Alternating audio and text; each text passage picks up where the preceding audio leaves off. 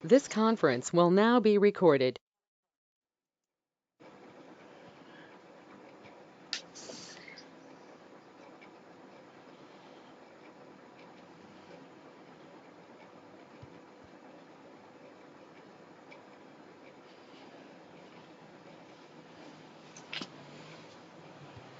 So today's topic is one of the important Java 8 feature, I would say.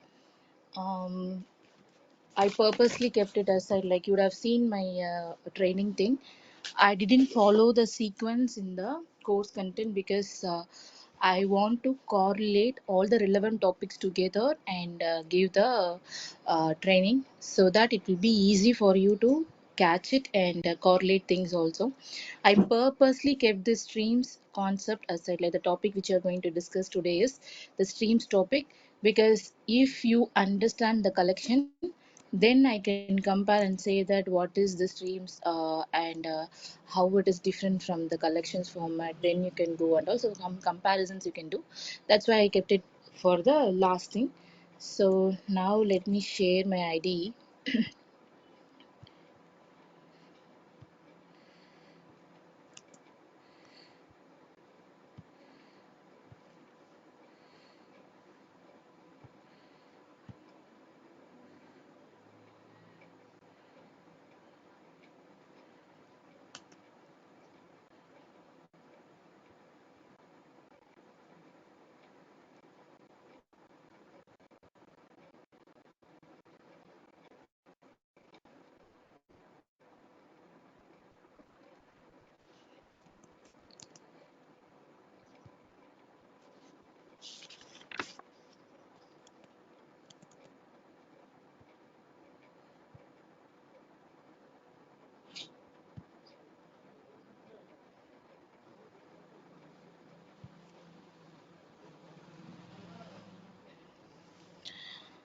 I hope my screen is visible. Yeah, So yeah, thank you for the confirmation. So yesterday I was telling about the collections, and I told that we do data processing using collections, and we have seen different type of collections. Some of them are classes, some of them are interfaces, and which class I can use, like when I can go for array list, when I go for linked list, and all. We have seen like if you want duplicates, yes, you can go for array list. If you want a sorted thing, you can go for the tree concept and all. You have seen it, and when you are doing this, you are using some manual, I would say that manual iteration, like I was using some loops to add the value, to retrieve the value, or to filter something, like I was using so many manual iteration. And that manual iteration would be challenging if we need, like if it is one or two data or less number of data, I can very well go for the iteration, no problem at all. But if I have to handle thousands of data, thousands of object, I would say, then it will be a challenging task for me to go for a manual iteration. And collection frameworks, yes, it's good. And again, I would say anything in this programming world, we cannot say this is the best and this is not good when compared to that, because everything is designed with some purpose. One is better than other. There would be a advantage, at the same time there will be a disadvantage. So based upon the business requirement, based upon the criteria which you are working on, we can pick and choose the corresponding technique. That's why we used to learn everything. Then it will be easy for us, like somebody says like I'm okay to go with the this particular logic unless and until it is not uh, contributing more on the cost. Some people will say that I'm ready to spend more, but I don't want to compromise on the performance. So each customer will differ. It's not like everyone will have the same requirement. So based upon the requirement, we can decide which particular technique we can use. So collections we have already seen, and streams is the next topic, and one of the important topic in Java 8, like Java 8, like so many good topics we have discussed, like your Lambda expressions features we have discussed, your generics concept we have discussed. Stream is also one of them, functional interface. So everything was introduced with some purpose, and it is serving it. So stream, why it is important is because of the parallel processing. So here You are not going to do any iteration manually. Everything is internal. So because of this internal processing, internal iteration and parallel processing, you will get a better performance. So that is a need, right? So already there are some technique available, like collection is available, but customer expectation is yes, collection I can use. Customer in the sense here, the user also, I would say. Some of the user may feel that being a developer, being in this modern trend, I don't want to really spend much of my effort in doing some 100 lines of code, 200 lines of code. Instead of that, if I have a short and sweet, it will be good. So especially nowadays, I see most of the trainees who has entered this IT world now, in our organization also, their mindset is they want to complete everything chatpat chat, like they don't want to really spend to like a week time or 10 days of time. Even they are not ready. Agile model itself is a short time, but even they are not ready with their finding which is the shortcut and which one I can follow. So that's why new things are all arrived. So streams made our work easy. Instead of we do some of the iterations manually and concentrating on that particular logic, it in turn do the internal iteration and it in turn do the parallel processing. These two feature made it as like better performance. Why I'm elaborating this is, most of the interviewer, they will ask questions from the Java 8 features, because there are something came after this Java 8, but still in the market Java 8 is a widely used one, and that became a milestone in Java journey, I would say. So most of the interviewer, they used to ask questions related to this topic and from the streams concept, because they feel that there is some use in the real time. So there are two people would be there. One is just for the namesake, they will ask some question that to project that what they know. Some interviewer will do that is purposely, but there are some interviewer who ask question that whether this particular knowledge will be used into my business. So in that cases, stream is the topic which will handle both the type of interviewer. So it will tell the technical skills at the same time it will help to contribute on the day-to-day activities also. So now with no delay, I will get into a demo. Today's demo is mostly like a product only. I'm going to take again. We'll be taking a product called like laptop. So I am going to purchase a laptop.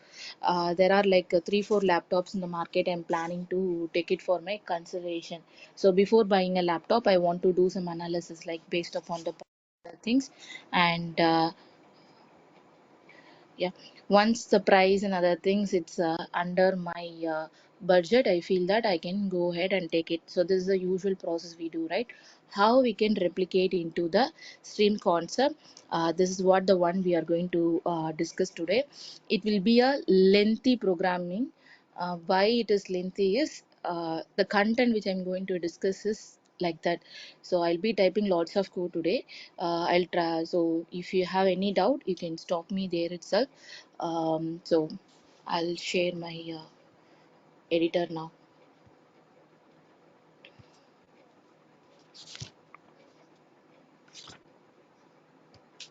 So I'll create one class now. So here I will be writing my code in two classes. One class is my product class, and other class is my demo class. So I'll be using two classes.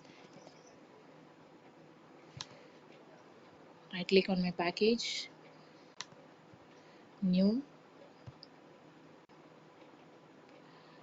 Java class. Let me name this as Java Stream Demo. See, if you see when you read the theoretical concept online, you will feel that the stream is something complex. But at the end of the demo, you will see, oh, this is what is stream. Okay, in that way only it will be there. So it's simple, but theoretically, if you read, it will be confusing. So that's why I'm typing a code here. So as usual, I'm getting onto a class called product.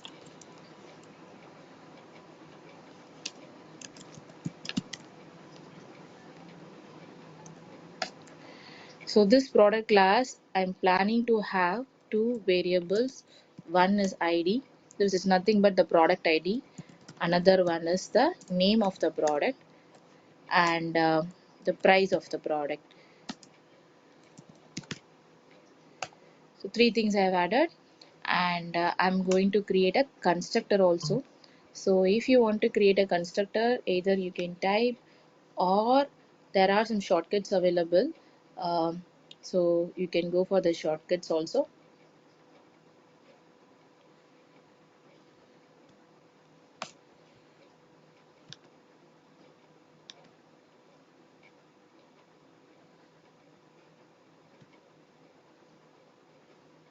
So here when I right click, there is an option called generate.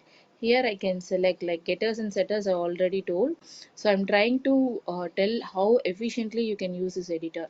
If you want to write a override method, you can create. So everything automatically it is going to give me. So constructor I'm planning to create. So again in the constructor, we have seen different options, right? Like a single argument constructor and no argument constructor. So I want everything in my constructor, all three elements. So I've selected all three elements. So in my keyboard, I just pressed the shift key and it selected all these things. It worked for me. Then I clicked on OK.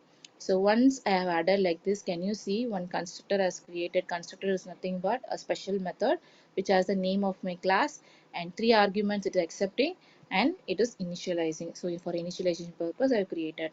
Now I'm going back to my main method.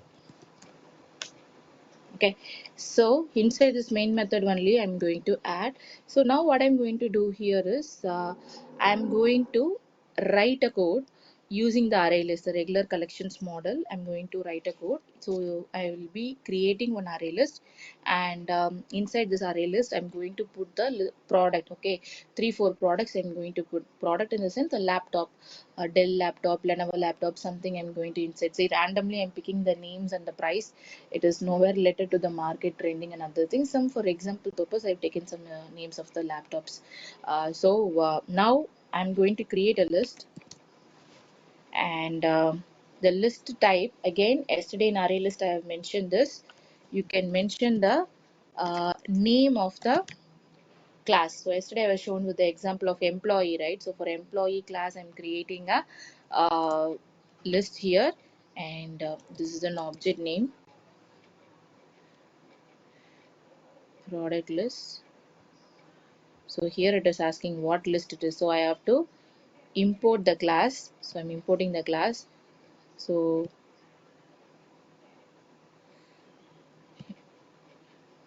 which class it is asking. So I want this java.util. So your package matters. So at the top you can see that particular import is happening now. Now I'm going back to my code. So equal to new array list.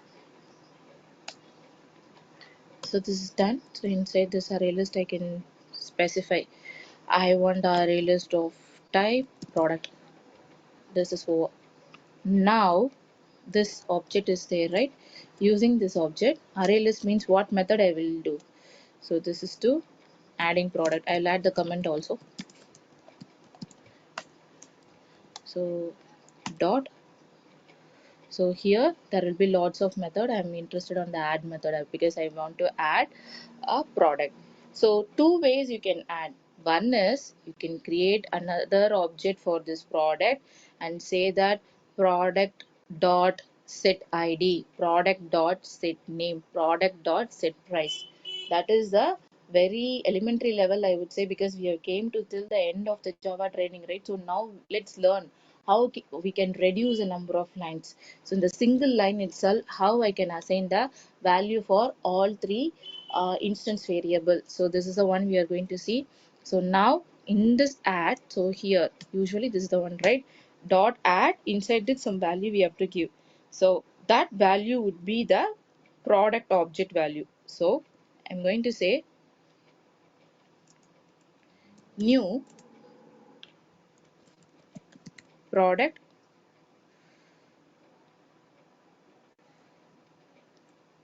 So you have to be very careful on the brackets. This bracket is meant for the product list, which is an array list.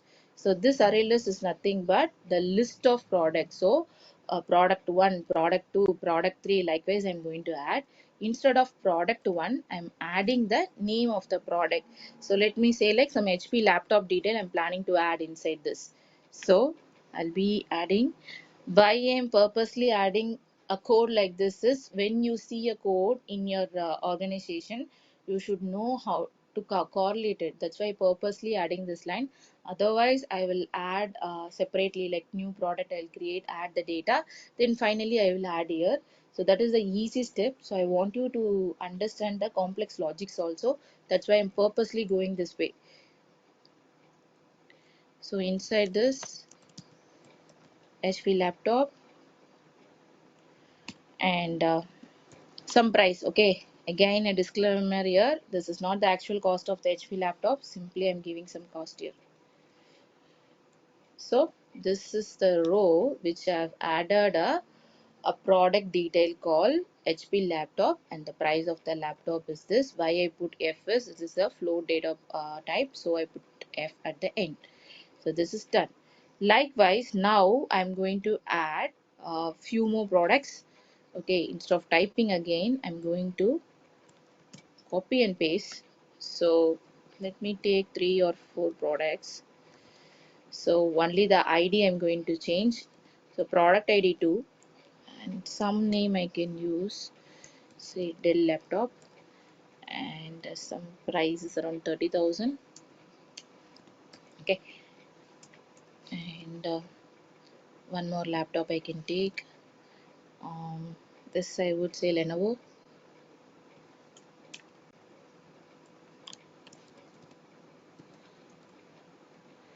and this price I would say around 28. And one more product I would take, that ID number 4, and Sony laptop. Something I'm giving, okay, not specifically what is available in the market, just some names to differentiate it. I'm giving some random names. Don't go and check in the market whether these things are available. Okay, so final product is an Apple. Instead of saying product 1 and 2, I'm just giving some name. That's it. Okay, so I've added. So adding of the product is done. Next, what I have to do here is I have to filter the data.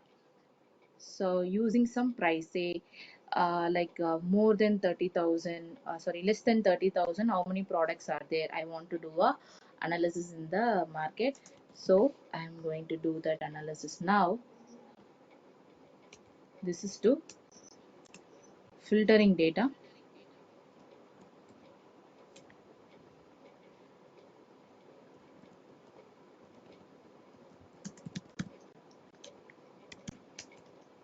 So for that, again, I'm going to use one list, and this list of type float, because I'm planning to deal with price. So this list I've created for the product, which the class type is product, and a new list which I'm going to create is it's of type float. Okay, so now I'm going to name this list any name I can give. So I'm going with the price. So it's a product price list. This again a array list only, and here also we can specify. So again I'm saying this is the concept I was telling, right? The generic concept. Here it is taking the class name. So the float is a class. This is not the regular data type, the primitive data type where the f will be in the lower case, the small case would be there, right? The small letter. So here it is in the upper case, the capital letter, the F is in capital letter, which indicates that this is the class. This is not the regular data type. So the primitive one which I discussed in the first week of our training. So for this list, it is accepting the classes. Not only float, yesterday I have shown an example with the integer also, and I told it is capable of that dynamically it is accepting different data type, right? That concept is called generics we have discussed. So now I am adding one list with the float data type, and inside this only I'm going to have a for loop now. This for loop I'm going to use like this is the for each loop. this again we already discussed what we did it, like a list it will traverse, and every object it will take and put it in the eye, and that will be printed. The same example I have used in the for each concept, same thing I'm going to use. So for every product, okay, I'll be taking and putting here.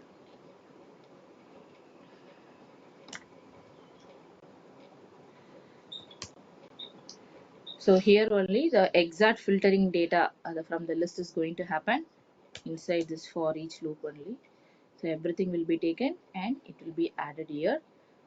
So product list is nothing but this object. This object, what it has this 5 element. So every element will be taken and it will be placed in the product. This product is of type product. So product is a class which has these three variables, right? These three variable it has. So you should know the difference between what are the variables I'm using. So this is the class, and this is of type class, and this is the product list, which is nothing but the object of the array list which I'm working on. This array list has 5 items.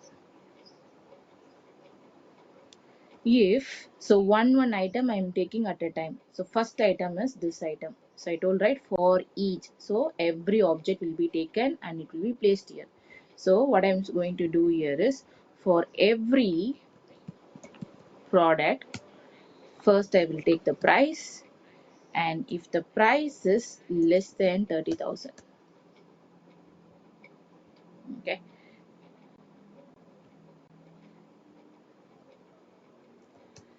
what you have to do, you have to add it in the this one, okay. So what I'm doing here, I'm going to traverse everything, 25,000, 30,000, 28,000, everything I'm planning to read if that matches with the condition which I am seeing here. That is, if it is less than the 30,000 rupees, I'm going to add it in the new list. There are two lists I'm maintaining. One list I'm traversing, only the price I'm putting in the new list. This list, this particular product list contains a complete list about the product, but this float one contains only the price. So dot add, again I'll be using this concept. This is product dot price. So only price I'm putting. So I'm saying product dot price. Okay, this is done. So the loop, like it will run for 5 times. So the difference between your for loop and for each is, I'm not going to specify the number of iterations like I plus plus, I less than the length, nothing I'm specifying. How many objects is there, that many times that the for each loop is going to run. So the for each loop run is completed. Now I'm going to print it. What I'm going to print? The product list, the final list of products.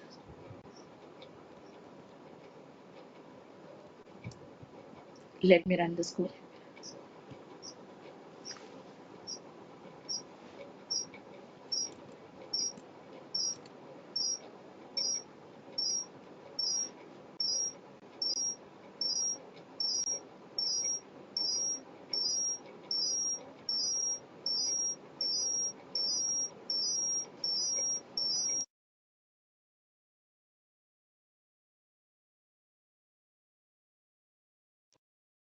It is just compiling.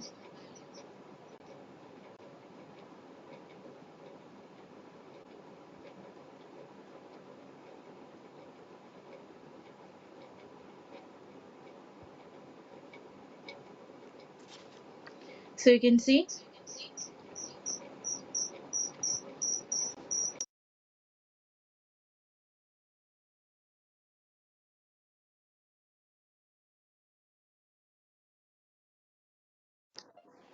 it is showing me the cost, like there are 3 laptops where the price is less. So for this I have written a code like this. Fine, well and good. So now what I'm going to do is, instead of writing a code like this, I'm going to modify this filter logic, like these many lines I've written, right? So I'm going to change this logic now. So for that I'm going to add some import statement here. So what I can do here is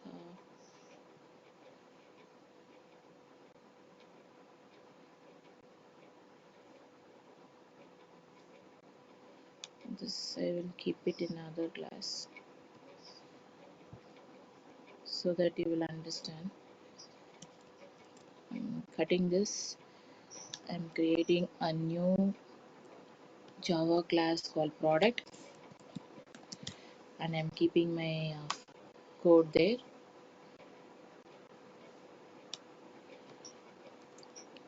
So this code is ready, and this is also ready. So why I made the two different file, right? What is the change I'm going to add? You should know. So that's why I'm doing. Now I'm going to add a code for the streams concept. So how we can add the streams is very simple. You have to add one import statement in your class where you're going to add the streams, right? So only one import statement I'm going to add here. Import java dot util dot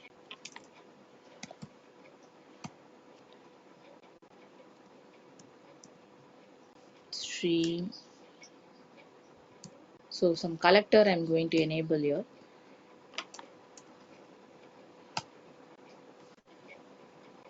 This collector is there, right? So this I will enable.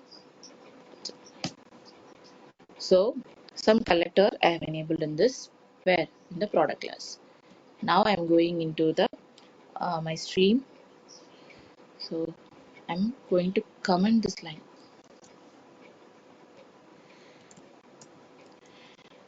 Usually this filtering concept will be more like so many logics, complex logic they will have in the real time.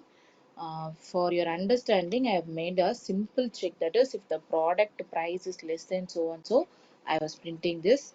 But usually it will be like more number of lines. Like here I have done with like 4-5 lines of code, but in the real time it will be more number of lines.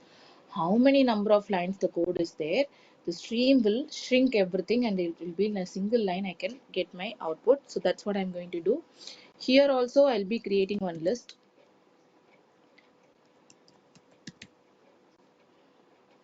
So I can say product price list. Same thing I can use,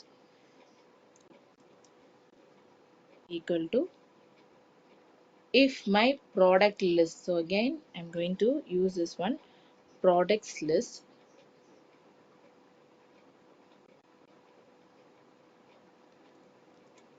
This list I'm using.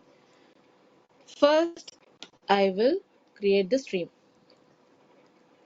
Next, I'll be doing the filter. That is an inbuilt method. That's what I'm saying. I'm not going to do anything. Everything is an internal operation. So I want a filter. What filter I want? For that, I'll be using this function. So inside this filter, I'll be saying the P, which is nothing but that operation, arrow operation I'm using here. P dot price is less than 30,000. Okay, one simple line. Then I need to do a mapping also. So let me come to the mapping in the second line.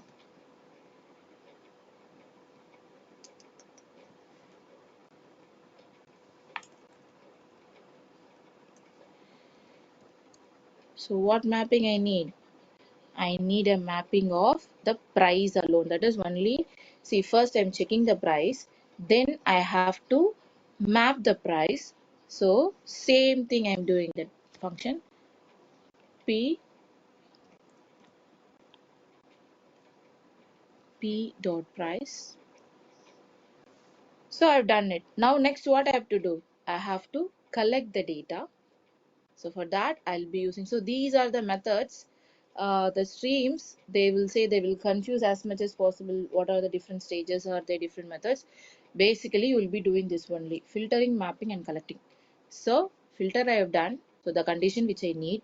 Mapping I have done, what I'm going to map.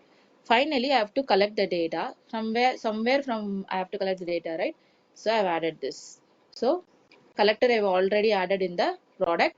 So I am collecting the data. Now I'm going to execute the same output statement. I'm not going to change anything here.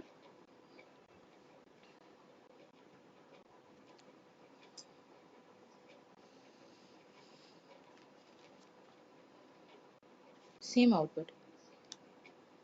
Previously, I was using more number of lines. I was taking care of the iteration. I was deciding how to do it. Okay. But here, everything is inbuilt. What filter I have to use, what mapping I have to use, what collector I have to use, everything is a readily available method. Inside the filter, I'm just giving the argument. Inside the map, I'm just giving the condition. So, collector I've enabled. So, this is the advantage. So performance wise it will be fast when compared to your regular manual iteration process, because it is a parallel processing. It is not like after, you know, the difference between parallel and sequence, right? So sequence means once a particular process is completed, whether there is a dependency or not, it will make the following process to wait. So once step 1 is completed, then only it will go to the step 2, and the subsequent steps will be executed. But in the parallel processing, if there is no dependency between the tasks, then all these tasks will be executed separately. So we will reach it, right? So that is the one. So this is the complete streams concept. So streams, it's parallel executions, and these are the frequently used methods. So in your interview, if they ask also, you can say filter, map, and collect. So these are the things we'll be using in our streams. Any question in this? Yeah, yeah, if you see that code, right, that price list dot stream you have used, right, and you have used that Mm-hmm. chaining, right? Could you please Mm-hmm. explain like what is happening? Because I've seen this type of code in Selenium as well, where you chain the Mm-hmm. methods, right? Mm-hmm. So Fine. if you can explain So what is happening internally, yeah, thank you. yeah, welcome. So here what we are doing here is the lambda expressions I've already explained you, the arrow functions. So basically it is taking the price. So here this product list is there, right? So product list dot price, and first it will filter. So whatever the rows, like we have like 5 rows here. Uh, ID1, ID2, ID3, ID4, ID5. These 5 rows are there. Each Henry, first of all, it will filter. So the first filtration is based upon that price which is less than 30. So what it will do, first it will go and it will check whether this satisfied. Yes, it is satisfied. So it will be filtered and kept it aside. Next, this particular row will be filtered. It won't be satisfied. So we will skip this. Then this row, yes, it is satisfied. It will be taken. Next row is also taken into consideration. And the final row is not in the list. So three things are filtered. So out of this three fields, so it is a streaming process I'm going to use. Inside the stream, I'm going to do this filter. So filter I've already done. So 3 rows I have. In the 3 rows, I don't want all the data, because this product list has like information about the product ID, the name and price. But I am very much interested on the price only. So what I'm going to do here is filter the data and map only the price, and run the collectors, like collect the data. So once this data is collected, it will be saved into my product price list, which is of type float, and that will be printed here. So this is a sequence of your streams. Step 1 filter, step 2 is mapping, step 3 is collecting and mapping to the actual list.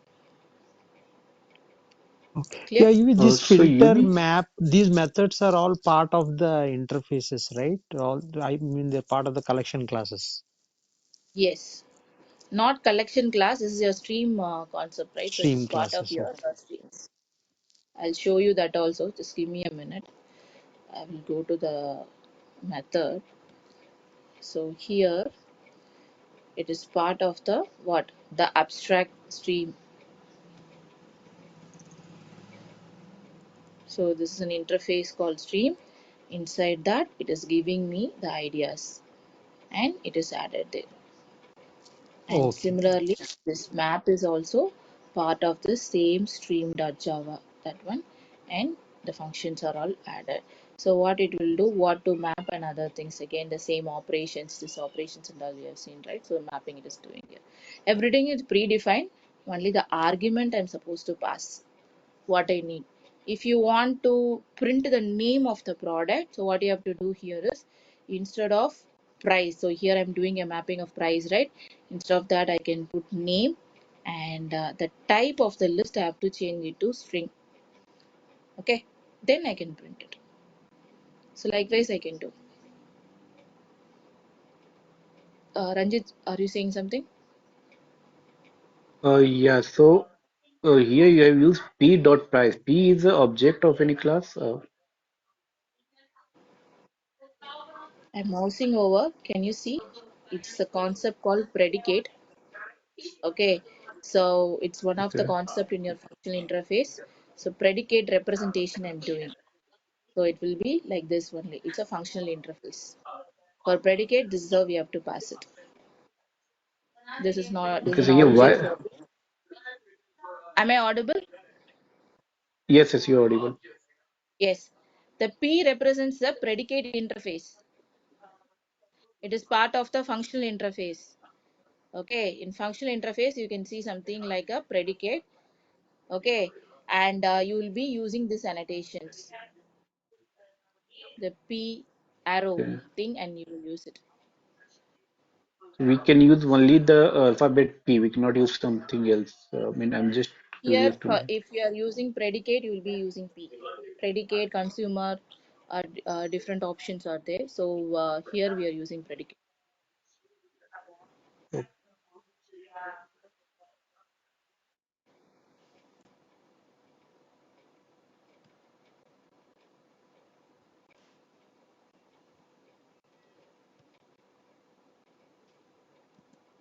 Okay. So with this, I'm ending today's session and also the course. Any doubt in this?